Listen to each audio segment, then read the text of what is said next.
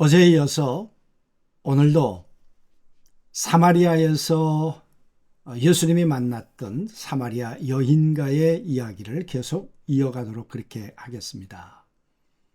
우린 포도주가 떨어졌던 혼인잔치 이야기를 하면서 단순한 그때 사건으로 끝난 것이 아니라 요한복음 3장에서도 포도주가 떨어졌던 종교인 바로 니고데모 이야기를 우리가 살펴보았습니다. 그리고 그 니고데모에 대한 대답이 무엇인가 하는 것을 예수님이 명확하게 말씀해 주는 것을 보았습니다. 오늘 이 4장에서는 또 하나 포도주 떨어진 여인, 사마리아의 여인을 어제부터 우리가 살펴보고 있는 것이죠. 여러분, 이 여인이 가지고 있는 문제, 갈증이 뭐였을까요? 사마리아에 태어났다는 것. 정말 700년 동안 그들은 그들만의 하나님을 섬겼을 것입니다. 그리심산에서 말입니다. 그러면서 이 여인 마음속에는 예루살렘에 가서 예배를 드릴 수는 없을까? 또 내가 드리는 예배는 하나님 앞에 온당한 것일까? 아마 그런 갈증 같은 것은 없었을까요? 이런 영적인 갈증, 예배에 대한 갈증 뿐만 아니라 이 여인에게는 또 다른 정말 상식적이지 않은 또 갈증 하나가 있었습니다. 과연 그것이 무엇일까? 그리고 유대인들은 이 이야기를 들으면서 어떻게 이 이야기를 여러분 받아들였을까요? 예수님이 사마리아로 들어간다는 이야기를 들으면서 저건 안 되지. 아마 그렇게 생각했을 것입니다. 그리고 우물가에 라는 것 자체는 유대인들에게는 이미지입니다. 상징이죠. 여러분, 웅덩이 하면 반드시 고난받는 사람이 나오잖아요. 요셉처럼. 그런데 여러분, 우물이 나오고 고난이 따라오지 않은 여러분 일들이 있었습니까? 사람들이 있었습니까? 야곱이 우물 때문에 고통을 겪었고 아브라함이 우물 때문에 고통을 겪었습니다. 그랬던 것처럼 우물 그러면 반드시 고난당하는 사람, 그런 사람이 등장한다는 것을 그들은 알고 있었겠죠. 오늘 이 여인, 예수님과의 이야기는 이렇게 진행되고 있었습니다. 여자가 이르되 주여 그런 물을 내게 주사 목마르지도 않고 또 여기 물길로 기르러 오지도 않게 하옵소서. 이르되 가서 내 남편을 불러오라. 여자가 대답하여 이르되 나는 남편이 없나이다. 예수께서 이르시되 내가 남편이 없다 하는 말이 옳도다. 너에게 남편 5이 있었고 지금 있는 자도 내 남편이 아니니 내 말이 참되도다.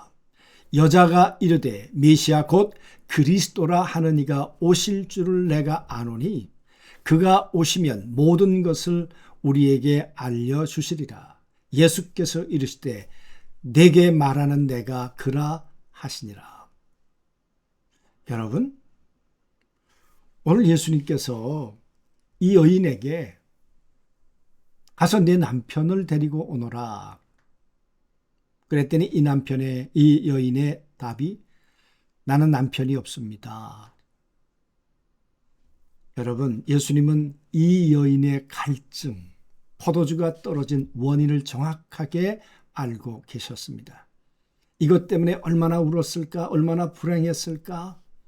사람들 만나는 것이 피해서 아무도 오지 않는 정오에 홀로 나와야만 했던 그 여인, 상처와 수치 속에 살 수밖에 없었던, 그야말로 사는 것이 무덤 같았던 이 여인. 여러분, 이런 여인을 오늘 예수님이 사마리아 국경을 넘어 찾아오신 것이죠. 남편을 데려오라고 했더니 나는 남편이 없습니다.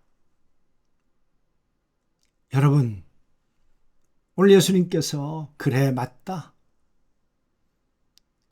5 남편이 있었고 지금 있는 자도 남편이 아니다. 여러분, 이 이야기에 대해서 뭐 계대 결혼이다, 아니면 이 여자가 정말 이 정숙하지 않게 살았던 여인이다, 해석이 여러 가지가 있습니다만은, 그러나 이 여자는 이 남편 때문에 행복하지 못했던, 불행할 수밖에 없는, 한 번밖에 없는 삶을, 불행 그 자체, 그 속에서 지금 포도주 떨어진 이 갈증 속에 살고 있다는 거죠. 남편이 없습니다. 여인은 더 이상 예수님 앞에 꾸미지도 않았습니다. 예수님 말씀하시기를 내 말이 옳다. 이 칼로스라고 하는 이 말은 내가 하는 대답이 가치가 있다, 그런 말입니다. 여러분, 이 말이 무슨 가치가 있겠습니까?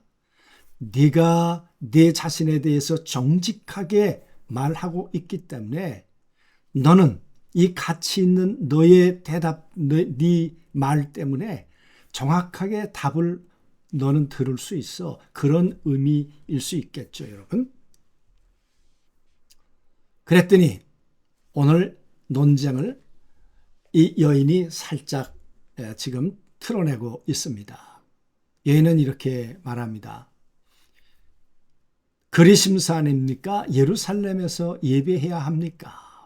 어쩌면 이 여자가 정말 가지고 있었던 영적인 갈급함이었겠죠. 어디서 예배해야 합니까?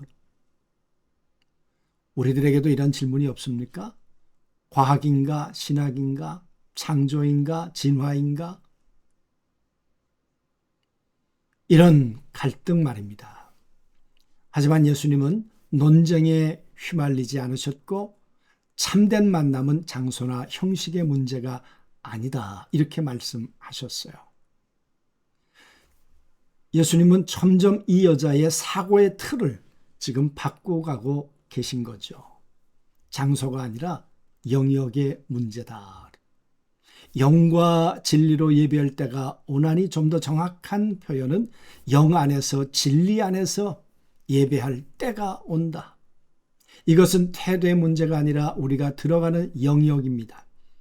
우리의 기분이 아닌 성령의 영역으로, 교리가 아닌 예수 그리스도라는 진리 안으로, 하나님은 형식을 갖춘 자가 아니라 상한 마음으로 나오는 자를 찾고 계셨고, 그런 자가 오늘 예수 그리스도라는 아는 진리 안에서, 성령 안에서 예배하는 자가 되기를 원하셨고, 그런 자를 찾고 계셨다는 거죠. 여러분, 이런 이야기 끝에 이 사마리아 여인이 뭐라고 말합니까? 선지자가 오면 우리에게 이 모든 것을 알게 해 줄 거라고 했습니다. 그 이야기는, 이 여인은 지금 선지자를 기다리고 있었습니다. 사람들이 볼 땐 우물가에 그야말로 처절한 여인이고, 남편이 6 있는 여인이고, 사마리아 여인이고, 그렇지만 이 여자의 중심 속엔 선지자가 오기를 기다렸다. 여러분, 선지자가, 그리스도가 오기를 기다렸다는 말은 여러분 현재형입니다. 지금 오기를 기다리고 있었다는 거예요. 마지막 때가 아니라. 여러분, 이 여인을 알고 계셨어요. 이 여인의 갈급함이 예수 그리스도를 지금 끌어들인 것입니다. 국경을 넘게 하신 것입니다. 전통을 파괴하게 하신 것입니다. 거대한 고래가 낚시바늘에 끌려오듯 이 여인의 신음이 예수 그리스도를 지금 이 사마리아로 오도록 만든 것입니다. 이 대화 끝에 예수님이 뭐라고 말씀하십니까? 바로 그 선지자가, 바로 그리스도가 나야. I am. 에고 에이미. 내가 바로 스스로 있는 바로 나야. 내가 바로 그 사람이야. 예수님은 단순한 스승이 아니시죠? 스스로 계신 하나님으로서 당신 앞에 지금 서 있는 것입니다. 이 여인 앞에. 그분은 목마름과 수치를 아시면서도 지금 이 여인에게 말을 걸어 오시고 우리에게도 마찬가지겠죠. 그리고 예배는 형식보다 더 중요한 건 때의 문제야. 뿐만 아니라 예수 그리스도 안에서, 성령 안에서 내가 예배할 수 있는가? 왜? 하나님은 영이시기 때문에. 그래서 그리스도 안에서, 성령 안에서 예배 드리는 자의 예배를 한 영이신 하나님은 지금 찾고 계시고 받고 계신다는 거예요. 그러니까 그리심산이나 예루살렘 장소의 문제가 아니라 지금 네가 누구 안에 있는가, 그 말이에요. 오늘 왜 이야기를 했겠습니까? 1세기 초에 고난당하는 성도들, 내가 당하고 있는 이 감옥 안에서, 내가 당하고 있는 이 고난의 현장이 곧 신령과 진정으로 예수 그리스도 안에서, 성령 안에서 영이신 하나님을 예배하는 자가 되는 것이고, 그 예배를 통해 포도주가 떨어졌던 이 여인이 다시 소망을 얻었던 것처럼, 때론 내 영과 혼과 육이 지치고 갈증 가운데 있을지라도 이 예배를 통해 영적 회복과 영적 포만감을 경험하게 된다는 것이겠죠. 내가 그야. 그분이 지금 현재 내 앞에 계시다는 거예요. 아니, 내 안에 계시다는 거예요. 우리가 그 안에 있다는 거죠. 오늘 포도주 떨어진 우리 모두를 예수님은 초대하고 계십니다. 이것만 있으면 괜찮아질 거야 라고 믿어온 당신의 6번째 남편은 무엇입니까? 우리는 종교라는 형식을 위해 부름받지 않았습니다. 우리는 생수 되신 그분과의 만남 속으로 우리는 부름을 받았습니다. 오늘 이 아침에는 이 기도를 함께 읽고 마치도록 그렇게 하겠습니다. 주님, 우리가 붙잡아 온 모든 헛된 것들을 내려놓습니다. 우리의 수치를 아시면서도 떠나지 않고 찾아오신 당신을 오늘 만나고 싶습니다. 종교가 아니라 관계로, 형식이 아니라 생명 안으로 들어가게 하옵소서. 나의 갈증을 아시는 예수 그리스도의 이름으로 기도하옵나이다. 아멘. 오늘 하루 꼭 승리하시기를 주님의 이름으로 축복합니다.